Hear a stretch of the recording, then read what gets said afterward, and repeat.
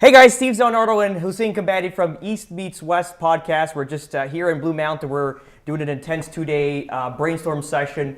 And again, this is always a great opportunity to sit here with Hussein and myself, just like literally focusing on 2019. That's right. And so what's going on, buddy? I think we got a few segments we want to do, or a few parts of this podcast we want to get into. Yeah. So that was, what was the first one? Year in review? Year in review. We're going to talk a little bit about goal setting. Goal setting. But what you learned? What I learned? Yeah, what I learned. Yeah. Because it wasn't a regular market. It was not a regular market by any means. Absolutely. So second was what? Mindset? Mindset, yeah. Yeah. And third one, a few questions that came in. There was some questions actually. Yeah, awesome. yeah. Let's get it done. So, dude, how was your year, man? Year was awesome. Yeah. I can't really complain about the year. Like the transactions obviously were lower, but I think it was a lot of our business planning actually as well. Yeah. We do this once a year, and then we actually like strategize throughout the year as well. And then I think we're able to kind of pivot at a certain point as well, right? Yeah. As the market is getting adjusted. So, the overall the year was really good. I had some goals and ambitions to start to set up a team. Which you did. And not for any reason to look cool, to have a team, and none of those reasons whatsoever, right? Out of financial. Yeah, out of necessity, right? But then wanting to do it the right way, I didn't go and get like 9 people and just say, Absolutely. hey, look at Team Kabani. We're 9 people here. No, we one at a time. Yeah, we got one person, Joanna. She's rocking it. She's doing really well. And then we're starting to onboard another. So we'll see how that goes. Very good, buddy. That sounds awesome. So that was really good in terms of business and transactions. This was the busiest year so far for me. Good for you. So we actually increased our transactions, and I believe. Even based on our customer feedback, that we did improve our processes.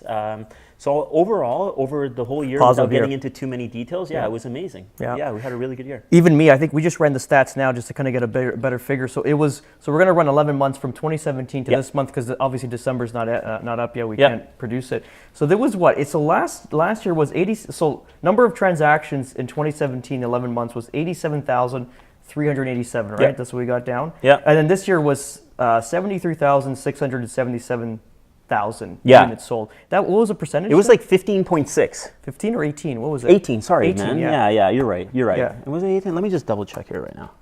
Yeah, 18.6. You're right. Yeah. So the market went down 18% naturally, and in the market, like we sat here last year, same days, Tuesday, Wednesday, and we're not freaked out, but it was like going into an uncertain market. And honestly, 2018 was one of those markets where imagine it was. Was it balanced? I don't know. We were still a lot of variables in the market that could have gone a little bit worse than what happened at the end. Like there were 14,000 sales short in the same amount of time. So naturally, even for myself and my business, we stayed level, which is fantastic. Yeah. We kind of fought to keep everything level. And again, I had a good time doing it. I think this was the first year and probably the last 4 years or 3 years, if you were a valuable agent, you did your job well, you got business. Yes. You felt appreciative of your clients felt more. Like there was more appreciative. They were more appreciative that they hired a professional rather than just someone's going to put a sign in lawn and then get it sold kind of thing, right? And walk away from it. Yeah, and to your point, you know what? This year in the market, I actually found that people were sourcing people that they knew that were busy in the business, that were putting out positive results in the market. So I actually got approached a lot because of the work I do in certain areas and stuff like that. And they weren't playing around anymore. They were just like they want the price. Like they want the price, but they want the house sold. Like this wasn't like they were going to choose just anybody. They wanted to come with somebody that had credentials. And honestly, we go on a listing presentation. You have three agents you're competing against, and I don't think I lost. I lost maybe one, I think. Yeah. But they overpriced it by like 80 grand. I wouldn't want that listing regardless. And it sold for less anyways. 80,000 is 10%. Yeah. Like that's way overvalued. Yeah, and they sold it for 780. It's $100,000 haircut. I want to list at 820 and maybe sell it for like 805. So we probably netted an extra $20,000 if they listen. Pricing is always key, right? And again, agents understanding the market. I think now clients are sourcing out, like you said, or potential clients, people that actually understand the market. Statistics, what's happening. We have a read on things, right? Like we have our pulse on the market, right? Yeah, because of the things that we do here in terms of planning, attending other educational seminars, and at the same time, just constantly masterminding. I would say it, right? Like we're getting a feel from different markets, and sometimes there is some type of an effect that may happen in the East, and we slowly start seeing it happen in the West, and there's things that happen in the West that slowly start happening in the East. So and going north, and even going north, it's just a trickle effect. So we're getting feedback from like different areas and stuff like that, and so since we have our pulse on the market, we're able to make those adjustments pretty quickly. Absolutely. Yeah. You're into it. Yeah. So 3 things you learned in the market this year. Yeah. So I know you were saying it's sort of balanced, but it's not, because we had a descent naturally. You're right. And not only that, there's a lot of fear in the market. Yeah. I think 2010, 11, 12, 13, those are sort of balanced, but they're not balanced actually. Those they were crazy. 10 to 15%. Years, which is not really, but it wasn't bad. It was sustainable, right? You could list a house and not get into a bidding war kind of thing, right? Yeah. But even going to this year, like, what's 3 things you learned and what you're going to take into 2019? That's my phone, by the way. Blame me. Yeah, you did a good job. You did a good job. You couldn't find the switch for the fireplace, but it's okay. But it's on, right? Yeah, now you it's guys on. see that? It's on.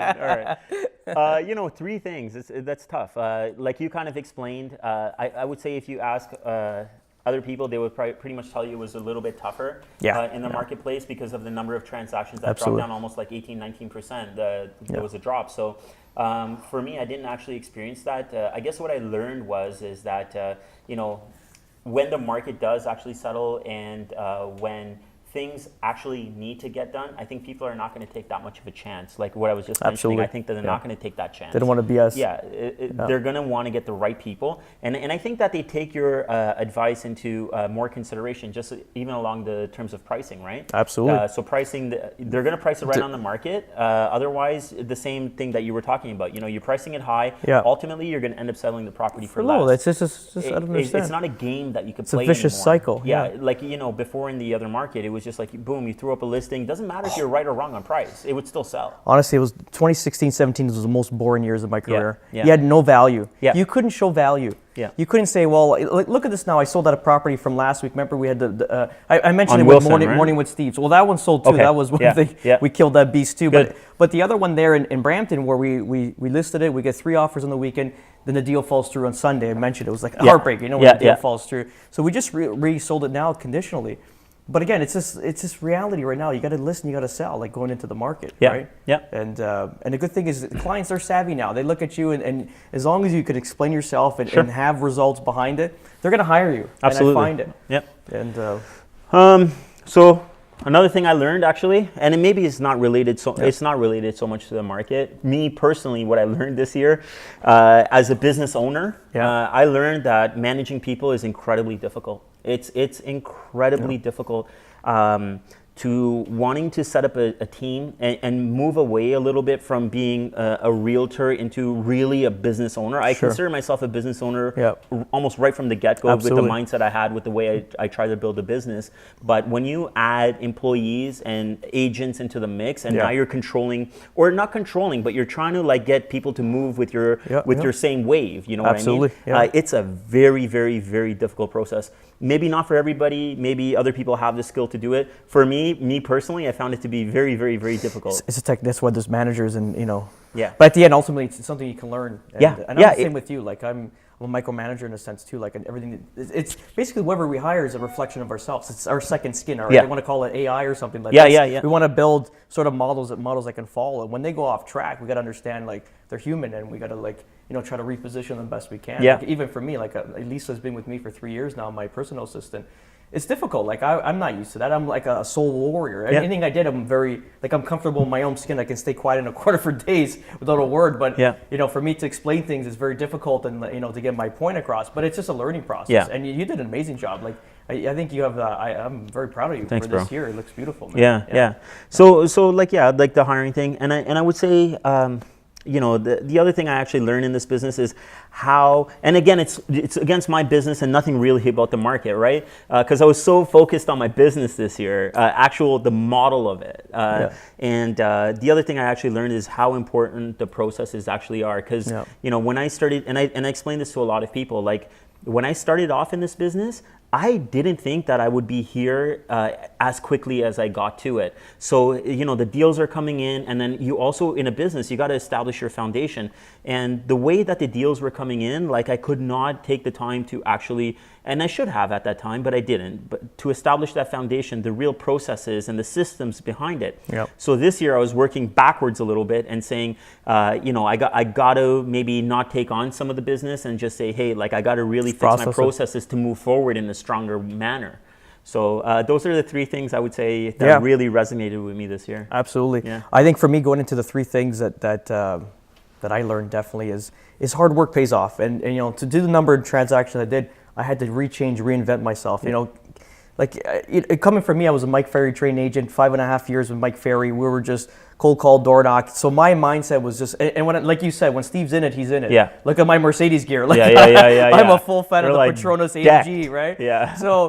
So what I believed in that, right? And it was strictly prospected. I didn't leverage anything else in the business. And now, over the years, even Mike and yourself have helped me out with different things, like just opening my mind. And this year, coming in with the videos and creating awareness, so it changed everything. And I had to do double the hours to do basically what the numbers I did last year. But it's okay because we honestly, I love the career. I think I'm having a good time doing it. Learning a lot, meeting a lot of great people. I think this is one of those things. So definitely that thing. I think that was number one, was learning to just expand beyond my realm. And I've been every year incrementally, but this year I got maybe even getting out of your comfort zone a little bit too, right? Experimenting with that. Yeah. Well, it's just different beliefs, right? I'm okay to throw myself in those cold pools that we did yesterday. Oh my God!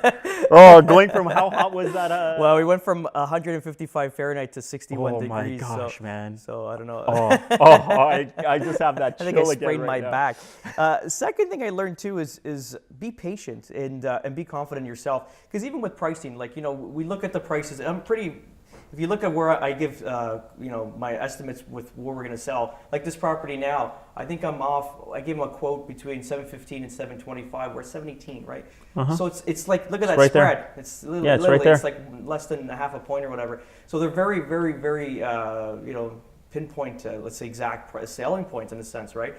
But so price and patience. And this year I've learned more patience than ever, because sometimes when you list it, you start getting nervous and you're 10 days are gone, 14 days gone, 3 weeks, it's a month, and you're freaking out. This year is just patience. And you know what? I had good communication with my clients, which I normally do. Every Monday I'll communicate them even during the weeks. But this year was a lot more. And I felt the trust factor more, that they believed in what I was saying, because every time they called me, it was like we knew the market statistics and where we were going with this. Right. We always had an action plan. We never gave up. Just like 867 Wilson. Like that was the hardest sale of this year, because just the position of the property in the complex, which just made it 40, 50 showings, right? So wow, it wasn't, that's a lot. It's not like it wasn't getting activity. That's a lot of showings. It presented well. It's just when you got there, people had different interpretations of property. So and the third thing I learned this year, and this is the first year, like I mentioned to you a few times, this is the first year I won't go with a burnout. That's awesome. In 7 years, I won't have mental burnout first year. So this is, I guess, getting older, getting wiser. And I think to part with that or due to that is passion. I got passion back. So doing things outside of real estate, like getting back into racing, learning about teams and going a little bit of golfing and, watching a little bit of soccer, like just outside sources of real estate, which it helped me a lot, because it kind of made me unplug on the daily stresses that we deal with daily. And had fun outside of it. That's awesome. And then when I got back to real estate, I was just, you're recharged to a certain re-energized. point. So that's definitely, my learning curve this year that I'm going to pull forward for 19. Absolutely. I'm going to try to draw some of that energy. Expand into different things as well. Absolutely. Awesome. Very good, buddy. So we were talking about mindset, because we're here up here doing some goals setting. And so I don't know, did you want to get into goals or how you set up your goals? Just in general, with goals. So it's like we want to keep everything secret, right? Until next year. I'm not going to go into my goals, but I guess just in general about goal setting and stuff like that.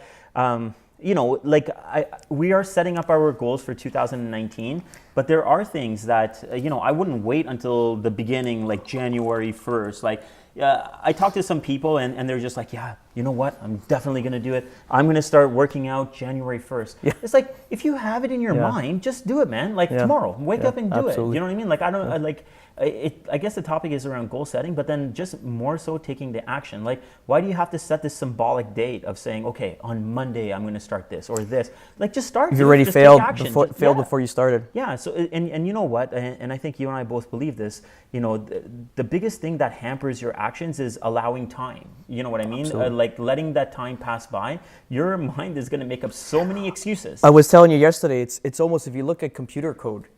So there's Windows, right, where the code's already written, and then there's the code. Yeah. If you so that's like basically writing the code, which complicates everything, and it takes a long process to get anything going. Just create Windows. Yeah. Write the code before, and just you gotta go to the gym. You do the gym. You tap on that icon, and you just go to the gym. Yeah. You know you gotta go. Yeah. It's like brushing your teeth. Yeah. Take a shower. Things are gonna be done. It's necessities, right? Yeah. So I agree with that. And see, the thing is even around goal setting, like I think I have to cover the topic of excuses at the same time, right? So like I think that. I try a lot of stuff and I fail at most of the stuff. Like a lot of the times my failures are not visible, but the thing is that I know I fail because I've tried to do something and I failed at it, but it's okay. You know what I mean? But the things I'm successful at, I feel like I'm really successful at them when I get successful at it. So I always try, but I try my best not to come up with excuses.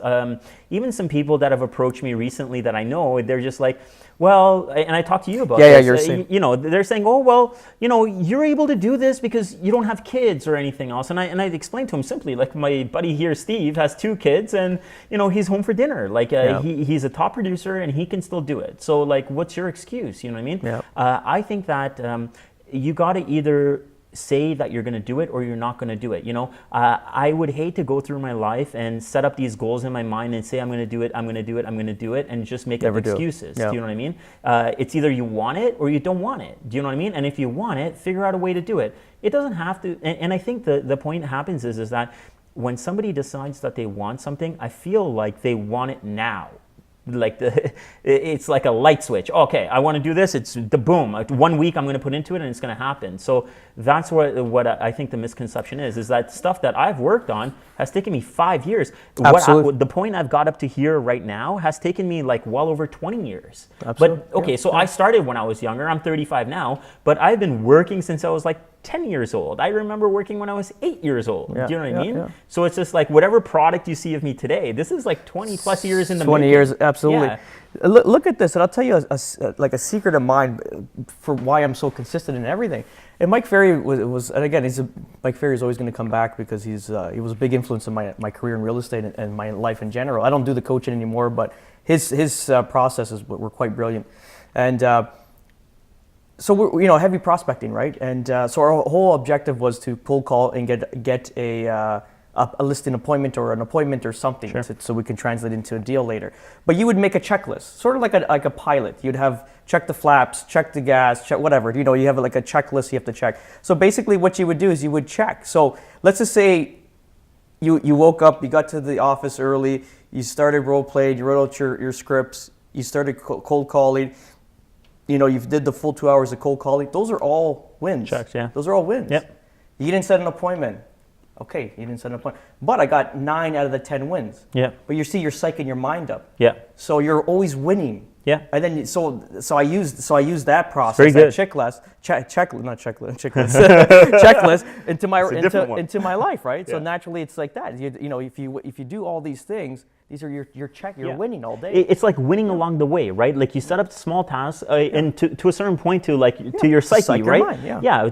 Like even things that you're gonna do. Like you can even be basic at saying wake up, brush my teeth. That's exactly drink water, what I'm saying. breakfast. Those are all checks. Yeah. Those are all wins. Check. So what people always get confused about is like, I want $1 million, and then they don't get the $1 million. Now they're a loser. Yeah. No, but if you say, gonna go to the office, gonna wake up, gonna commit to this, gonna commit, you're winning every day. Every day you're bettering yourself getting towards closer. that goal. It's like what you told me yesterday. It's like what you told me yesterday. It's like, okay, dude, like what do you want? You want to happen right now? You improve 1%. Every day. At the end of the year, you improve 365%. Yeah. I love that. 1% per day. Yeah. Like people don't get it. And 1%, but I think that people don't get it because they don't see the improvement in 1%. It's the grab life. Yeah. Impatience. Yeah. Nobody. Everybody wants it now. Yeah, I went to Daytona with to go look at those cars. We went to McLaren too, but I went to Daytona's. They got all like used Ferraris and Porsches and stuff like that. Can I buy a $50,000 Porsche now if I want to? Yeah, I can do it. We can pay it cash and be done with it. But why? Why would I do that? It just doesn't make sense. It's not the right time. I got my daughter. She's in private school. She's costing me an arm and a leg. She's costing me a Honda Civic per year, right? So why would I invest into there? I'm only 37 years old. I don't need that car right now. Yep. And I think that's when you really like whip yourself. You're like, this is where you really gain character because, yeah, you can do it, but I'm not going to. Yeah. How strong is that? Today's like you see everyone driving like super expensive cars, the best suits, the best shoes, everything. Like where's the money though? I don't know where this money is. There must be printed it. I'm going to get off track for one second. Tell me. Okay. So the thing is that like even people within our industry, like I look at it and I'm just like, I have a sense of volume already. Sense of bullshit sniffing? Yeah. I know what's going on. I know roughly what your transaction volume is and I know roughly what you're doing. But then they show up with a car that's twice the value of my car and they got all of these things and I'm thinking to myself like, am I doing what something wrong? What the hell is going on here, man? Did I miss something? All flash. Yeah, is my accountant wrong? It's a lightning bolt. It's here, then it's not. How do you do that? Like it lights up the room and then it disappears. So what happens after that? Like I don't get it. We got to revert back to the immigrants, like my parents, your parents that immigrated to this country, where it's like they worked, they saved, they put away, they rewarded themselves, but it was more disciplined. They could, but they didn't. Yeah. You know what I mean? Yeah, and yeah. when they did, they appreciated it. Yeah. Because even my kids now, like, for Christmas coming around the corner, 1,000 gifts. Don't need that. No. You need 3 gifts. Yeah. From 3 important people in your life. Yeah. Santa Claus. Yeah, that's right. Yeah. Your parents, your grandparents. Okay, so there's a few. Let's just say 5 because there's a few aunts and stuff like that. And then the rest, like $10 gifts or $10 in cash. We'll put it in their savings account. Yeah. They're not appreciative. I have that toy room on my main floor. It's a disaster of toys. It's too confusing. Yeah. You're not going to play with it. It's like having too many. It's like for us, too many apps and stuff on our phone. We only use like 3 rings. And then we create folders and dump them in the folders. Look at my phone. Because we don't know what the hell to do with them. But you can't But delete I downloaded it. Might as well them. keep it. Yeah. I'm not out of memory yet. No, man. No, it's a serious problem, and it's not just in real estate. I see it all over. It's all over. And again, I always talk about the going to Swiss Chalet, saving money. Instead of going to STK and spending, like just saying, for example, treat yourself, reward yourself. Of course, you got to do it. I do that. I'm guilty of that for sure. Oh, for sure. But don't go there for the wrong reasons. No. For like a $200 steak, and you don't even know what the hell. Learn about the steak that got killed Sure. for $200. Yeah. Maybe enhance Understand yourself. it. Say why is this $200 steak? Yeah. Just don't go there because the status. the regular the status, the who's man. who The of whatever is status. there. The status. Doesn't make sense. Yeah, for me it doesn't Anyway. make sense. It never has, maybe I'm abnormal. I don't know. Maybe I am actually. Maybe I am too then, because like I can't spend money frivolously. Yeah. Like I don't know if I've mentioned before. Like I had a buddy of mine, and this was like 2011. This is the first year I made over $100,000 working at corporate. Yeah. Just about $100,000, right? Yeah, and the guy's like, "Why do you live like this?" I was like, "What are you talking about?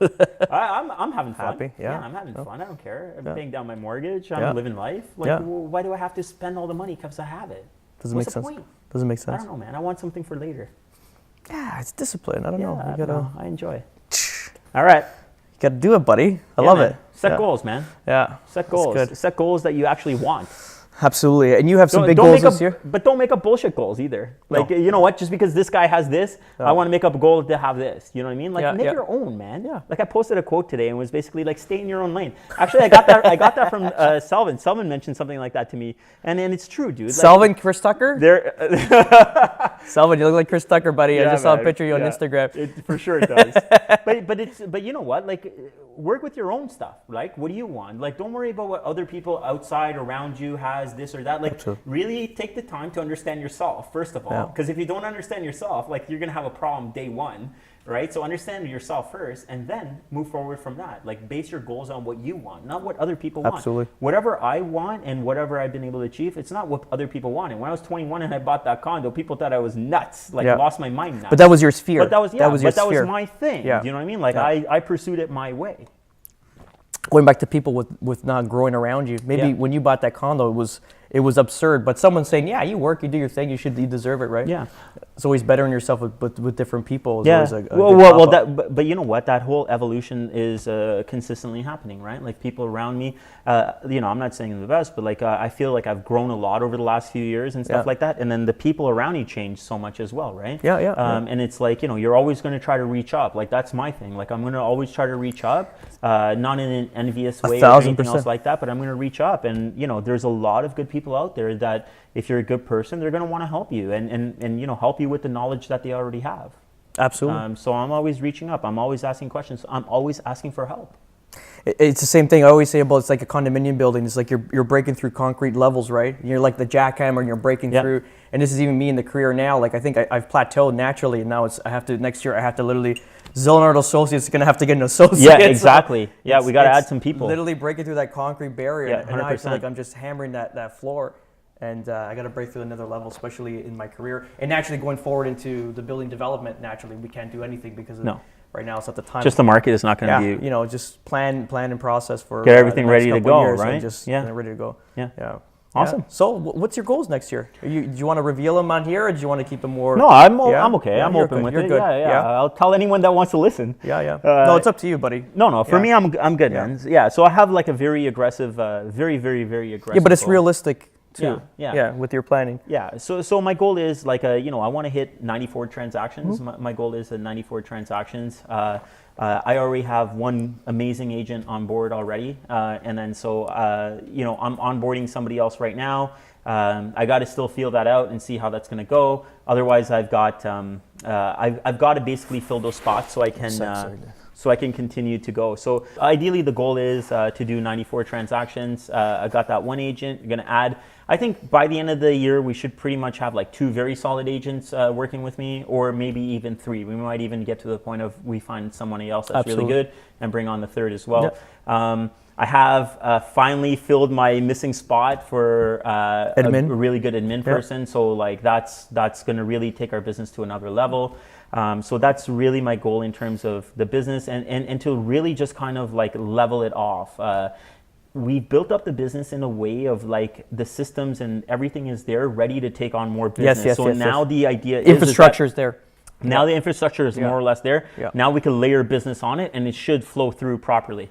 Yeah. So that's one of my major business goals. That's good, buddy. I'm glad for you. So I'll be there for you if you need any assistance between. We'll help you out best we can. Yeah. My goal this next year is 45 deals personally, and I want to incorporate a buyer's agent to do 12 deals. Yeah, I don't want to overstretch myself. Like I said, the balance in life, family. Yeah. I think that 45 deal mark, just around that time, is just enough for me, honestly. Perfect. And I'm happy with that. Perfect. But now it's obviously incorporating. I think we have to incorporate.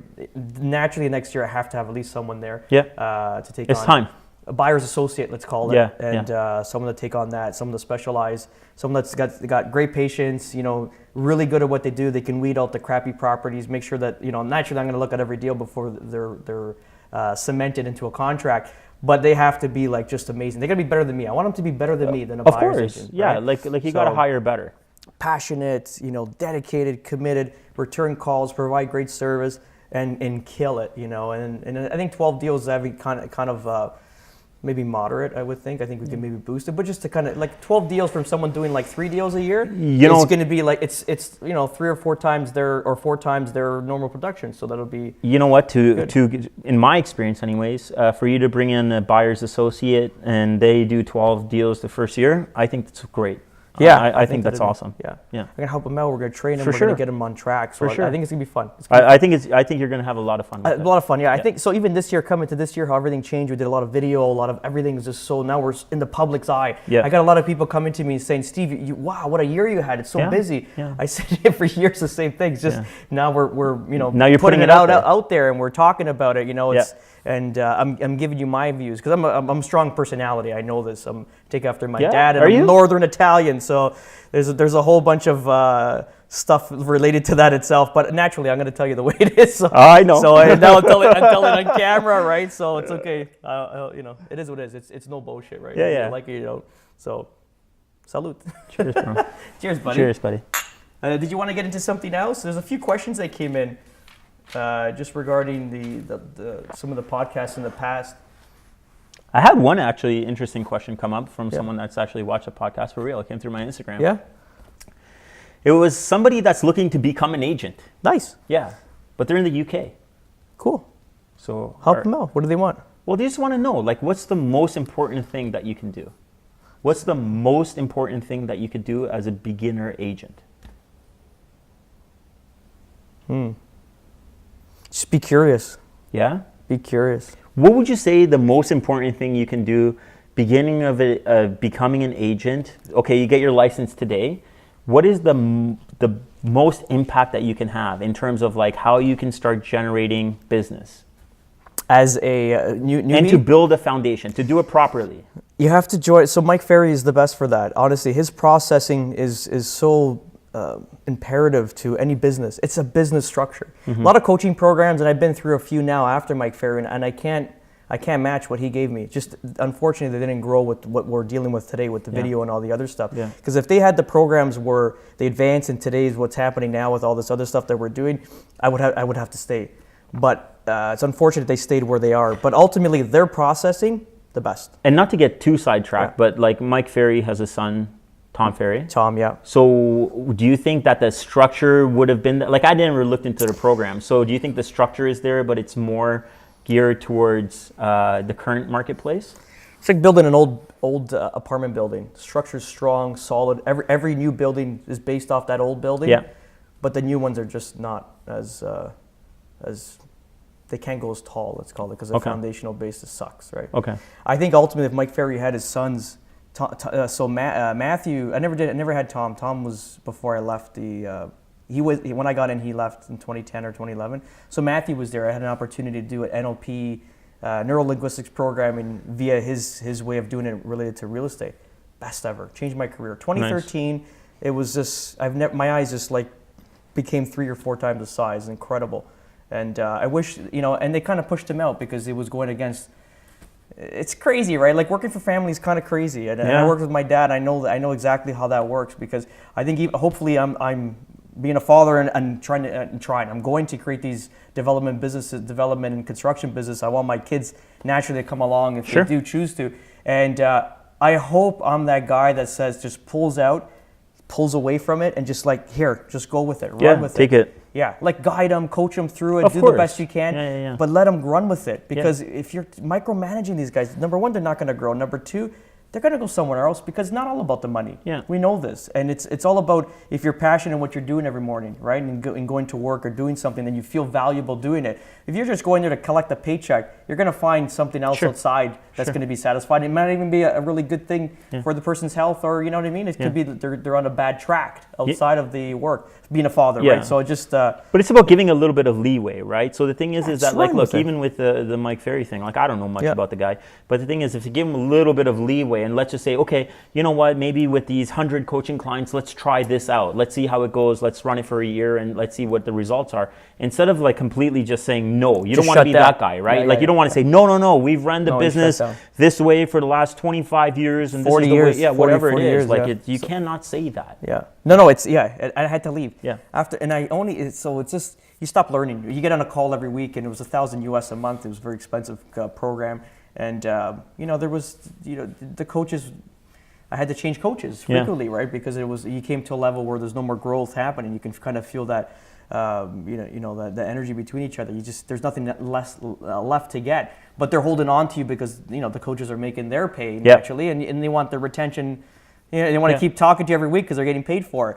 But that's not a way to run a business either. I think ultimately you got to get your clients happy. Of course. So I would call in or send an email like I need to change. I need to get something advanced. And I kept getting the same level of coaches, right?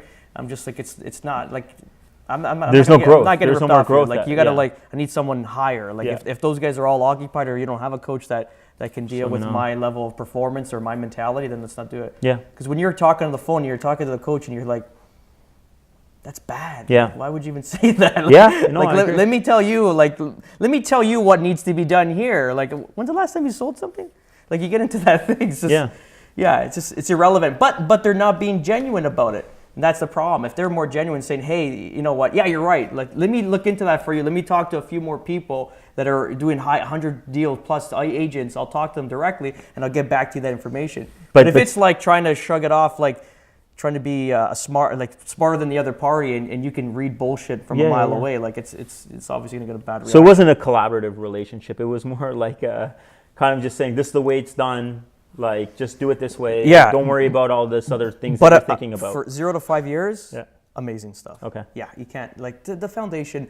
And so the good thing about them, we weren't just worried about just doing deals. It was do $1 million, do a lot of deals, but focus on your health. Focus on your physical. Yeah. Like, this is where it's got to be all around. All my points, all my business plans that I write out for all the stuff I do, my 10-10-10, that's from Matthew Ferry, 10 things you're grateful for, 10 business goals or goals you want to succeed in the next year, and 10 affirmations, like you read that out daily. Then there's the prophecy letter, again, Matthew Ferry. Like, a lot of these things were just amazing, like really opened my eyes. And nobody's got this out there. Nobody. You go to all these coaching programs, it doesn't make sense. So all they're focused on is telling you you're going to be rich. But if it doesn't matter about that. If you don't have a balanced life, like I'm saying, this is the first year I won't burn out. My health is good. I'm in the best physical shape of my life. Mentally, I'm probably in the best shape of that. Family life's great. I got a good relationship with my wife. We love each other. We're still physically attracted to each other, you know, like after 13, 14 years together. My kids, I try to spend every, time we're together and love them as best I can. And then, and then going into passions. I think this, and we're going into passions, things I like to do, plus, even the psychological part of that, reading, just keep improving, right? It's amazing. So your advice would be to go into MFO. coaching. MFO. Get into coach. Get into a coach, and for me personally, I think Mike Ferry is still the best. 0 to 5 years is the ultimate. There's nothing else like it.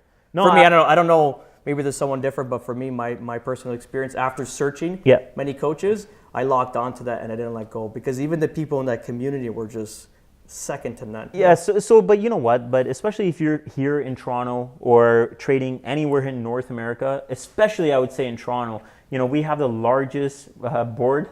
In the world. Memberships in North America or the world. Yeah, the world now. Wow. To be in real estate, it's not optional anymore. Like, to start in real estate in North America or in Toronto, in the GTA, is not optional. I would tell you it's not optional to go without a coach. If you're starting, starting in real estate in the GTA, I would say you have to have a coach. Some kind of a plan. I mean, it's just like any kind of schooling that you go through, like the Ontario Real Estate Association or whatever. It's like you learn how to not end up in jail. You know what I mean? Do you write a business plan with them? No. Do they tell you how to run a business? No, they don't tell you. It's like going to school. They teach you about financials, how to save your money, not spend it. Or how to live a life. No, they don't teach you that stuff. So the coaching thing, I would say, is incredibly important. By far. It's the number one thing you should do. And like I said, this is the longest I've been coachless. I just can't find someone to fill the void. I had the NLP coach for the last year and a half. Linda's amazing. I'm probably more than likely going to go back with her, because I feel like she's the only one that can get me to another level too, because her mental state is maybe you're at a point where you become the coach. You take a financial hit with that too, right? It's not. That's something you do. You give back in the future. Yeah. I'll be in Miami making calls in the morning. Off your boat? Yeah. Well, I don't need even a boat. It's a deck. Nice little condo or something. It's just a little house on the beach. On the beach. Right on the beach. Maybe a few streets off. You don't want to get killed by a hurricane. Heard flood insurance is pretty expensive over there. For sure. Yeah. So that was one of the questions. Did we get anything else? Yeah. I think even for them, for a junior agent, coaching is number one important. Yeah. But also, like, seek people around, even in the actual brokerage, that are genuine. I remember when I got involved. Be careful when I was. Yeah. No, for sure. By far, there's people who are going to take advantage of you, but you got to be a little bit street smart too, kind of understand who's there and who's not, right? And I remember when I got into Royal LePage, like Sylvia Anzanari, he totally coached me, and I did a little bit of work for him, did some buys for him that he couldn't do in the beginning of my career. But it was amazing because he was very genuine. He would tell me, "Nah, you got to do like this, Steve," or it was this, he gave me, read a book. I would leave the office. I would go to Chapters before Amazon, go to Chapters, buy the book, go home and read the book. Go watch this movie. Remember The Secret came out in 2011 or whatever? Yeah. Go watch this. It's going to change your life. I'm like, whatever you say. Like, I'm going to do it. I'm going to listen to you. I had no, some people, they shrug it off their shoulders like they're better than you and they just get into the business. Like, someone has some years on them, listen to them. And again, pick and choose what you want to incorporate into your career. But I think stay in your lane. Stay in your lane, bro. Stay in your lane. Yeah. But ultimately, yeah, pick and choose what you're going to take out of this and go from there. Because there is a lot of good people. Yeah. I know when a young junior agent or even doesn't matter, senior, even a mid agent, whatever it is, they ask me a question, they're going to get the truth. It's of course, genuine answer. Yeah. And whatever you want to do with that information, or that's how on you. Translated it, it's in your hands. Yeah. You've been given the meal. Yeah. Do you eat it? You know what? I get approached a lot of times by people, and they're just like, "Hey, like, how do you do this, or what is this, or whatever else like that." Dude, I just give them whatever it is. Like that's for real. Yeah. Like what you said, if you like it, you like it. You didn't like it, you didn't Serve like it. the That's meal. your problem. You're the chef. I told you exactly how it is. Whipped up the meal. Now sometimes the problem is I just come across too raw, and I'm like very like direct to the point, and I don't really care about your feelings. Yeah. I just don't care. It's just like it's done this way, and that's the way I do it. And you ask me, and I tell you. It's genuine, right? Yeah. That's what the whole point of that is. That's like Gary Vee, right? Naturally, when he just tells you. Just don't care. That's an East European. I don't know, man, but I really don't care. Like I'll tell you the way it is, and you like it, you like it. You don't like it, you don't like it. Yeah. Very good. Yeah, man. Awesome, buddy. Anything else? What else do we got going on? I think we covered a bunch of the stuff. So that was basically it, because we went into mindset, goal setting. Yeah, so that's pretty much it. What about 5-year goals? 5-year goals. Oh, I love my 5-year goals, man. That's what really gets me excited. Yeah. My 5-year goals, like, wow, man. Should we save that for another podcast? Maybe. I can go on, man. I'm so excited. I am so excited about my 5-year goals, man. Yeah. Oh, I'm too excited. You know, I'll just tell you shortly. Like the sum of my 5-year goals is that my passive income will outdo my business income. Mm-hmm. That's all I can That's all I'll say is like my passive income will outperform my business income. Money that's mailed to you. This is it. I want to have the. I don't think I don't have this mindset. Yeah. But I want to have the ability to say, like, I don't have to leave my house. I don't have to go. I don't want to do that. I don't have to go. Yeah. I have somewhat of that ability right now, but it's not quite there. But so the 5 years for me looks like, passive income is going to outdo my business income for sure. Absolutely. Yeah. Very cool. What do you got? You got like a highlight of 5 years? Yeah, I don't know. You saw it. I saw it yesterday. You wanted to pick it apart. And actually, I want to go into build development, right? So awesome. That's the goal. 5 years. I want to build 66 houses a year by the 5th year. And I think naturally it's once I get started. And the only thing is we're going to get pushed back now with the timing. Yep. I have that 12 townhouse project in Allison that I've assembled, ready to send their draft plan approval now. Going through it anyways, but I mean ultimately, like that's the first hitch, right? Yeah. And you can see it. You can kind of see the future with that because I think it's hard, it's difficult, and there's a bunch of stuff going on with that. But I think if I put the same energy and effort that I put into real estate, the commitment, the discipline, and I translate it into there, it's gonna happen. Yeah, for sure. Yeah, there's no because ultimately at the end, how much money do you need to live? If you make, let's just say the first project there, it's a $7 million project. That's what a sellout is. Let's say it's $2.5 million net, let's call it. What are you going to do? Take that money out and buy a car, buy a house? No, you're not. Some people will. A lot of people will, but I won't. Like I probably won't even take the $2.5 million out. I would just roll it. I wouldn't take it. I would just roll into another project. I wouldn't take it. No, I wouldn't. Yeah. What do you need it for? I wouldn't do it. No. So ultimately it's that multiplier effect, as Frank Regaltasi says. I love the multiplier effect. The multiplier. That's why I joined Remax. So going back to the multiplier, 12 turns into 15, then 15 turns into 22, or then, just off numbers, whatever. Then next thing you know, you're rolling, right? Well, then you got like 300-400 house subdivisions rolling, right? Yeah, I don't want to be that big. I think my kids can take it that level. I think 60 houses a year, 60, 70 houses a year is perfect. It's going to give me exactly the amount of money I want to live, invest, and I'm a big car fanatic, so I'd like to build a beautiful 3,000 to 4,000 square foot shop with an underground parking, and then fill it with cars. Doesn't have to be $1 million cars. Like I'm talking a $30,000 E36 BMW M3. I love all cars. It's gonna be like $300,000, $500,000 cars. Just a taste of everything. Yeah. So you go down there, you can just pick one and just like rip it right for the day. I want like a 1990 Pontiac Fiero, man. Yeah, dude. I like the Fiero. Catch fire, bro. I don't care, man. I like it. I'm not gonna drive it all the time. Just mount it on your wall. What do you mean? Yeah, attract it to myself? Yeah, literally just like screw it to the wall. And just mount it to the wall. But I agree with what you said there. I don't need these expensive No. vehicles, but I like them. You're gonna have a few of them. You want to have. I like them. Like I am a huge Porsche, Mercedes fan, but Ferrari's Ferrari. Like you have a few class. Look at that Testarossa I went to go see. Oh yeah, that was beautiful. ugly as sin in person. I gotta be honest. Really? You look at the quality of the interior; it's like terrible. And then the wheels are like, you know, it looks almost like a kit, right? Yeah. That's on a Fiero. Yeah, you can translate it to a Fiero. But I'm telling you, the wheels are inset. It's only wearing 255s in the rear. I don't know. It's a bunch of stuff like the firewall like caves in. Your pedals are like off to one side. You're driving it like this. It's just a little bit off. Yeah. But it's cool. Yeah, it's cool. You slap an exhaust on that thing. That V12 will sing like a champ. You do exhaust modification to that thing, man? You have to. You would? You have to. 2B exhaust from Ferrari. You have to. Wow. Yeah, because that was built as a grand touring car, so it's not. It was meant just to like not to race naturally because it's a big wide car. So it's just meant for touring, like just chilling out, going for a cruise, right? Yeah. So that's why they didn't put very loud exhaust. But once you put a nice 2B on there, that V12 sings like a champ. Man. Apparently, I heard the same thing about the Viper I have. People are always telling me like you got to pull the whole exhaust system out. It's like a $2,000 system that you can put on it, right? Yeah. Cap back, or no, not cap back, like right. It'll never be loud. You know why? Why? You never, because there's 5 cylinders per exhaust. Yeah. So that's why it's got that weird noise, demonic sound. You ever hear a V10? Because it's a 10-cylinder. Yeah. V10 M5. Yeah. With an exhaust on it. Yeah.